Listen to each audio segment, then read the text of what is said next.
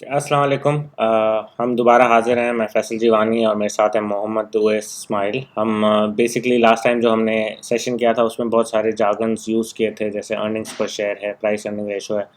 बहुत से लोगों ने कहा कि इनको भी अगर हम फर्दर समझाएं तो बेहतर होगा, तो that's why we are here today.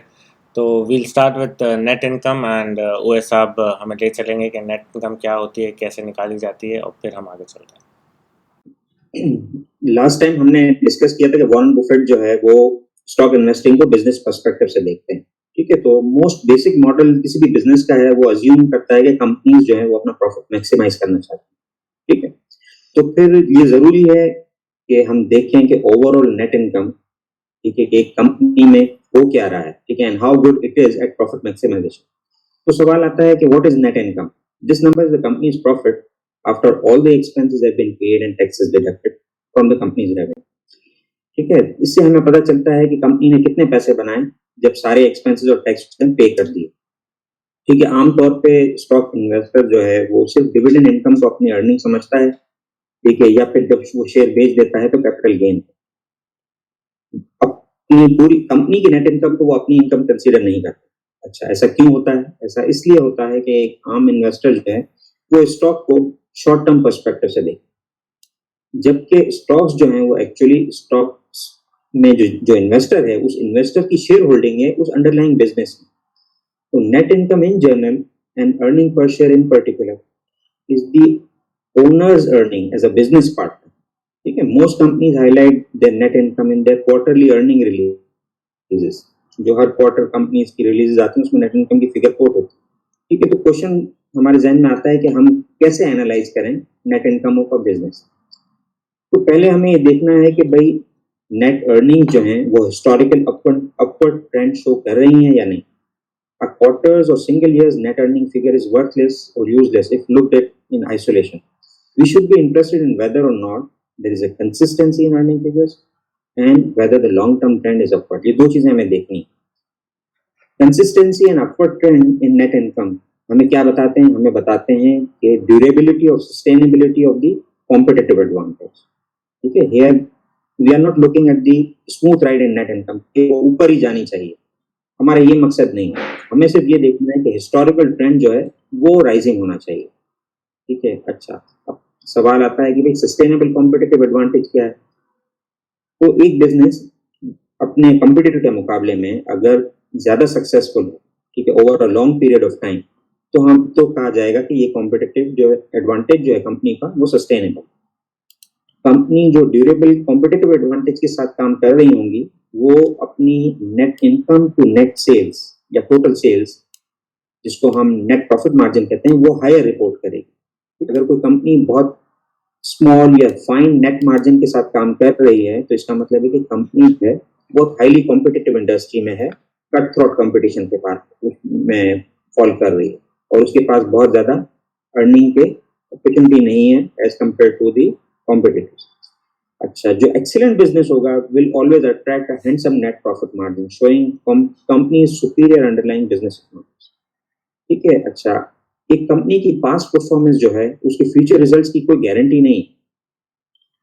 तो हमें ये अज्यूम नहीं करना चाहिए कि एक कंपनी अगर पिछले 10 सालों में बहुत अच्छा परफॉर्म किया है उसने, तो आगे भी वो अच्छा परफॉर्म करेगी क्योंकि पास्ट में ऐसा किया। इसी तरह ये भी जरूरी नहीं है या किसी बिजनेस को हमें डिस्काउंट नहीं कर देना चाहिए सिर्फ इस वजह से कि पिछले चंद सालों में उसने परफॉर्मेंस अच्छी नहीं दी। ठीक है, वो कंपनी दोबारा भी अच्छी परफॉर्मेंस दिखा सकती है और शाइन कर सकती है। तो हमें अपना एनालिसिस जो है सिर्फ नेट इनकम और नेट प्रॉफिट मार्जिन पे ही रिस्ट्रिक्ट नहीं करना है, हमें और भी चीजें देखनी। बिल्कुल। ये भी पॉसिबल है कि कंपनी की जो हिस्टोरिकल नेट इनकम ट्रेंड है, ठीक है, वो हिस्टोरिकल ईपीएस यानी अर्निंग पर शेयर के ट्रेंड से डिफरेंट। ऐसा कैसे होगा? ऐसा उस सूरत में हो सकता है कि अगर फर्स्ट करें कंपनी जो है राइट इश्यूज करती है तो उससे क्या होगा कि नंबर ऑफ शेयर्स उसके बढ़ जाएंगे। लेट्स से कि नेट इनकम अगर सेम रहती है और आउटस्टैंडिंग नंबर ऑफ शेयर्स बढ़ जाते हैं तो इसका मतलब है कि ईपीएस जो है उसकी डिक्रीज हो जाएगी। अच्छा, इनवर्सली अगर company share repurchase programme follow करती है जैसे कि यूजुअली यूएस में कंपनीज करती हैं, तो उसकी ईपीएस बढ़ जाएगी, नेट इनकम नहीं बढ़ेगी। कैसे? नेट इनकम आपकी वही है, ठीक है, लेकिन आपने शेयर परचेज कर दिए तो मार्केट में आपके शेयर्स आउटस्टैंडिंग कम हो गए। तो इससे आपकी ईपीएस बढ़ जाएगी। ठीक है, तो इसलिए दोनों देखना हमें जरूरी है कि नेट इनकम में क्या हो रहा है, साथ साथ ईपीएस में क्या हो रहा है। तो अभी अच्छा, अब हम अपनी अब इस पे आते हैं कि नेट इनकम आती कहाँ से है। ठीक है, तो हम वही दुकान वाली जो एग्जांपल एक है हमने लास्ट टाइम भी की थी, उससे शुरू करते हैं कि वो करता क्या है, पैसे कहाँ से आते हैं, कहाँ जाते हैं, वो उस पर बात करते हैं। ठीक है, तो एक एग्जांपल लेते हैं कि सुपर स्टोर है नेबरहुड में जो सिर्फ राइस सेल करता है। ठीक है, एक ही पर्सन है जिसका वो स्टोर है और जो है वो होलसेल मार्केट से राइस बाय करता है 100 रुपीज पर केजी पे और 120 पे वो सेल कर देता है, तो ग्रॉस प्रॉफिट उसका 20 रुपीज पर केजी। अच्छा, ऑन दिस ग्रॉस प्रॉफिट उसको जो है शॉप का रेंट पे करना है, ट्रांसपोर्टेशन कॉस्ट है, इलेक्ट्रिसिटी है, इनकम टैक्स। जब सारी पेमेंट कर देगा तो what he is left with is net income, and since he is the only owner of the business, so it is also the earning per share of the owner, which is ₹10। सही है, तो अब basically हम EPS पे आते हैं कि जो नेट इनकम उसने बनाई है, ठीक है, वो क्योंकि वो एक ही बंदा है तो वो पूरी की पूरी उसके पास है। ठीक है, अब लेट्स अज्यूम कि अगर उसके पास दूसरा पार्टनर भी आ जाता है, सही है, वो कहते हैं हम 50-50 करेंगे। तो जो यहाँ पे जैसे हमने शुरू किया था कि तकरीबन 6.25 लाख रुपए से और नेट इनकम पे हम 60,000 रुपये महीने पे आ गए, 7 लाख रुपए साल की उसकी नेट इनकम थी। अब उसके बाद 2 लोग हैं, तो जब 2 लोग हैं और डेट से 50-50 हैं तो दोनों के शेयर आएगा 31-31 हज़ार, या साल का आ जाएगा 372,000 रुपीज़। ठीक है, तो ये 2 हैं। अब हम जितने चाहें अगर उससे और करना है कि भाई हम 10 ओनर ले आते हैं, ठीक है, 2 काफ़ी नहीं है, हमें और पैसा चाहिए, जो भी है हम 10 ले आते हैं, तो बेसिकली ये जो 7,44,000 है उसको 10 से डिवाइड करके हमारे पास 74,000 पर हेड आ जाएगा। जो 74,000 है that will be your earnings पर शेयर। सही है, तो जितने भी नंबर ऑफ शेयर होल्डर्स या नंबर ऑफ शेयर्स हम बढ़ाएंगे उतने ही आपके ईपीएस नीचे आती रहेगी। सही है, तो जैसे हमारे पास पाकिस्तान में केईएससी है, पीआईए है, उनके बिलियंस ऑफ शेयर्स है, नंबर ऑफ शेयर्स जो है ना वो बिलियंस में जा रहे हैं, इसलिए उनकी अर्निंग्स पर शेयर है जो एकदम ही ऐसी आ रही होती है, 1 पैसा, 2 पैसा, 4 पैसा। ठीक है, तो जितने नंबर ऑफ शेयर्स बढ़ाएंगे उतनी ईपीएस कम हो जाएगी। बेसिकली आपको इतने मुंह है खिलाने के लिए। ठीक है, अब हम आते हैं कि प्राइस अर्निंग रेशो पे। तो बेसिकली मैं आपको थोड़ा सा इंट्रोडक्शन दे देता हूँ कि किस तरह से देखा जा सकता है प्राइस अर्निंग रेशो को। सिंपलेस्ट तरीका ये है कि आप अज्यूम करें कि आपके पास एक घर है जो आपको रेंट पे चढ़ा। वो घर आपने लिया 10 लाख रुपए का, साल का आपको रेंट आता है 1 लाख रुपए। ठीक है, तो basically that is the value of the house is 10 times the rent you get. अब वो 10 टाइम्स जो है उसको आप किसी भी तरीके से देख सकते हैं, ऐसे ही देख सकते हैं कि कंपैरिजन के लिए कि अगर एक घर पे 10 टाइम्स आ रहा है, आपको जो वैल्यू है वो रेंट की 10 टाइम्स है। दूसरा घर आपने लिया, लेट्स से वो बहुत बड़ा है, वो आपने 50 करोड़ का लिया, सही है, उस पर 5 करोड़ रेंट आ रहा है, वो भी 10 टाइम्स है। तो फॉर कंपैरिजन पर्पसेज वो जो 10 लाख का घर है और जो 5 करोड़ का घर है या 50 करोड़ का घर है वो सेम है, क्योंकि उन पर रेंट उतना ही आ रहा है, उनकी रेंटल यील्ड सेम है। ठीक है, दूसरी तरीके से ये देख सकते हैं कि अगर कितने साल लगेंगे आपको आपकी कॉस्ट रिकवर करने के लिए। ठीक है, तो आपने अगर 10 साल का घर लिया है और लाख रुपए रेंट है तो आपको बेसिकली 10 साल लगेंगे कॉस्ट रिकवर करने में। तो इसमें रूल ऑफ थंब ये है कि जितना कम हो पी उतना अच्छा है, सही, उतने कम साल आपको लगेंगे ब्रेक इवन। ठीक है जी, आप क्या कहते हैं, आप किस तरह देखते हैं पी को? सही, बिल्कुल, कि जो है आप अगर फर्ज करें कि रेंट का मॉडल में हम अज्यूम करते हैं तो प्राइस अर्निंग का कॉन्सेप्ट यही है। लेकिन जैसे कि अगर फर्ज करेंगे हम स्टॉक मार्केट में देख रहे हैं, 2 शेयर्स हम कंपेयर करते हैं कि एक की प्राइस अर्निंग जो है 20 है और एक की लेट्स से 5 है, तो हमें तो 5 वाला हमेशा सस्ता और अच्छा लगेगा 20 के मुकाबले में, तो फिर 20 वाला कोई क्यों लेगा? बिल्कुल, इसका इसका जवाब ये है कि जिसमें अब हमने जो रेंट वाली एग्जांपल देखी उसमें हम ये अज्यूम कर रहे हैं कि रेंट जो है वो आगे जाके सेम रहेगा। ठीक है, तो जब हम पी देखते हैं तो पी देखते हैं आज के अर्निंग्स पे या आज के रेंट पे। ठीक है, बट बहुत सारी ऐसी कंपनीज हैं, हम 2-3 कंपनीज के नाम भी ले लेते हैं, जैसे हमारे पास हपको है या कैपको है। इनका बेसिक मॉडल ये होता है कि अर्निंग्स ग्रो नहीं होंगी। हपको की हो रही है, बट लेट्स से कोई भी और पावर कंपनी है, उनके पास एक पावर प्लांट है, उनकी अर्निंग्स ऑलमोस्ट फिक्स होती है। ठीक है, तो उनका जो पी है वो एक थोड़ा कम मिलेगा, क्योंकि उनकी हमें पता है अर्निंग्स ग्रो नहीं होंगी। तो आज की जो अर्निंग्स है वो अगले 10 साल भी ऑलमोस्ट उतनी रहेंगी, हो सकता है इन्फ्लेशन से एडजस्ट हो जाए। तो उसमें फिर हमें एग्जैक्टली पता चल जाएगा कि हमारी कॉस्ट कितने साल में रिकवर होगी। तो 8-10 का पी चल रहा होता है। बट लेट्स से एक कंपनी है जिसकी अर्निंग्स ग्रो हो रही हैं, तो उसमें हम जब कहते हैं ना कि 20 टाइम्स अर्निंग है, तो it's kind of a misnomer, क्योंकि उसकी आगे जाके तो अर्निंग्स बढ़ जाएंगी।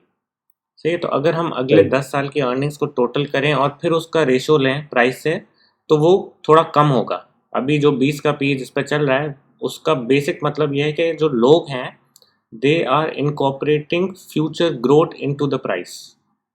तो अगर आपका एक ओके 10 का पी है और एक 20 का पी है, तो मतलब ये है कि लोग कह रहे हैं, कि लोग सोच रहे हैं कि ये 20 के पी वाली कंपनी की अर्निंग्स ग्रो होने वाली है, बस 10 वाले की नहीं होने वाली है। ठीक है। इसमें हो सकता है लोग गलत हों, लोग सही हों।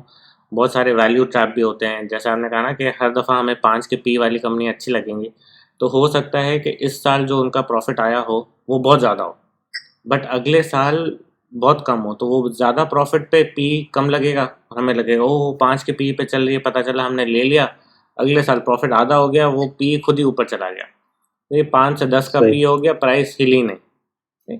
तो we need to be careful, बिल्कुल बट जस्ट फॉर बिगिनर्स पी देखना बहुत ज़रूरी है। लोग कहते हैं, हमने बहुत से लोगों से बात की है, उनको जब भी हम कहते हैं कि आप यूपीएफएल का शेयर ले लें या नेस्ले का शेयर, ओह बहुत महंगा है। बहुत महंगा नहीं है। वो वही वाली बात है कि अगर आपने 50 करोड़ का घर लिया, उसका रेंट 5 करोड़ आ रहा है, वो एग्जैक्टली वैसा ही है जैसे 10 लाख का घर लिया और लाख का रेंट आ रहा है। तो वो पी उसका भी 20-25 का ही चल रहा है, बट क्योंकि उसकी मार्केट वैल्यू 15,000 रुपये की है पर शेयर, लोगों को लगता है ओह ये तो बहुत महंगा है। ठीक है। 15 लाख रुपए हैं, बिल्कुल तो आप थोड़े शेयर्स यूपीएफएल के ले लें या बहुत सारे शेयर्स केईएससी के ले लें, तो ये बात वही होनी है। आपके 15 लाख इन्वेस्ट हो जाएंगे और रिटर्न भी ऑलमोस्ट, आई थिंक यूपीएफएल में बेहतर ही आ जाएगा। मगर ये है कि बिल्कुल पी पी भी उसका ज़्यादा है और वैल्यू भी ज़्यादा है। अच्छा एक बहुत बड़ा एक दूसरा मिसनॉर्मल मार्केट में चलता है कि भाई पाकिस्तान की स्टॉक एक्सचेंज मार्केट का पी जो है वो और इमर्जिंग मार्केट के मुकाबले में कम है, तो फिर यहाँ इन्वेस्ट करना चाहिए हमें हर स्टॉक्स में, या इसके इंडेक्स फंड में हम इन्वेस्ट कर दें, तो क्या कहेंगे आप उसके बारे में? यार मोटा मोटा तो डेफिनेटली अगर पी कम है तो इन्वेस्ट करना ही चाहिए। ठीक है। बट अगर कोई पूछता है कि सही पी कम क्यों है, तो उसके फिर बहुत सारे रीजंस हम्म हैं। क्योंकि हमारी मार्केट में जो है वो ग्रोथ स्टॉक्स बहुत कम है। सही है। बहुत सारी सिक्लिकल स्टॉक्स हैं। सही है। सीमेंट्स हैं हमारे पास, ऑयल एंड गैस है, इस तरह के बहुत सारे हैं। ठीक है। अगर वो सिक्लिकल हैं, इकॉनमी ग्रो हो रही है, तो डेफिनेटली उनमें भी ग्रोथ आएगी, एक्सपेंशंस हो रही हैं। तो उस वक्त जो है ना, आप ऐसी मार्केट से कंपेयर करें जो दूसरी मार्केट भी सिक्लिकल हो। जैसे इंडिया है, बांग्लादेश है, उनमें भी बहुत सारे सिक्लिकल नाम हैं। ठीक है। तो ऑल दो उधर अब ग्रोथ नेम्स भी आ गए हैं, बट ये कि अगर उनसे कंपेयर करें तो इट्स फेयर, एंड अगर उससे कंपैरिजन में हमारी मार्केट का पी कम है तो सस्ती है, बिल्कुल डेफिनेटली हमें लेना चाहिए। और अगर सिक्लिकल में ग्रोथ आ रही है तो वाई नॉट। बट ये है कि यूएस से कंपेयर नहीं कर सकते, क्योंकि यूएस में बहुत सारी कंपनीज हैं जिनमें ग्रोथ है और कंसिस्टेंट ग्रोथ है, और उनमें जो कंपनीज की जो वो है, टाइप ऑफ कंपनीज है, वो भी फ़र्क है। उधर बायोटेक कंपनीज हैं, आईटी कंपनीज हैं, and they have been growing the profits for the last 10-20 years. So it's not fair that we compare KC 100 index to S&P 500, but ये कि हाँ, रीजनल और इमर्जिंग मार्केट से हम कर सकते हैं। सही ठीक है। तो आई होप आप लोगों को छोटा सा लेसन अच्छा लगा होगा। Do subscribe to our channels, हम इंशाल्लाह और भी चीज़ें लाते रहेंगे, and thank you very much. Thank you.